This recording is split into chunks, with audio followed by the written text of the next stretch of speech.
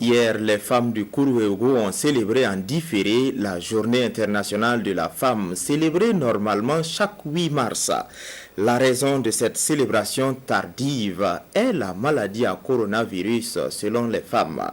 Les représentantes des femmes de 91 villages du Kourouéougou étaient présentes et elles ont eu l'occasion pour exposer leurs besoins. Bernard Kombelem, Sekouzongo. Échange direct entre le ministre de la Femme, de la Solidarité nationale, de la Famille et de l'Action humanitaire et les femmes de la province du Kourouéougou. Venues de 91 villages de la province, ces femmes exposent sans langue de bois les difficultés qui sont les leurs. Des difficultés certes, mais cette rencontre qui célèbre la femme burkinabé en différé est une occasion pour ces femmes de montrer leur reconnaissance au gouvernement burkinabé pour les actions en leur faveur. Tous les Kourouéougous se sont mobilisés pour montrer leur connaissance au président Roch Kaboré.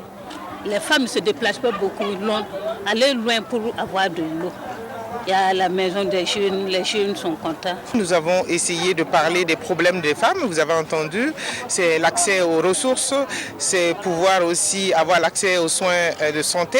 L'école, vous savez, c'est les mêmes préoccupations, mais nous avons vu un net progrès ici au Kourouéo parce que la pénibilité, quand on parle de l'accès zéro corvée d'eau, elles-mêmes elles le disent, nous avons plus de forages ici, plus l'accès à l'eau potable et plus d'écoles et tout, donc nous allons continuer. Continuer à mobiliser des ressources, l'autonomisation des femmes. Les filles de la localité s'engagent à appuyer l'action gouvernementale dans ce sens. Le lendemain du 8 mars, ça a été le début de la pandémie de coronavirus dans notre pays.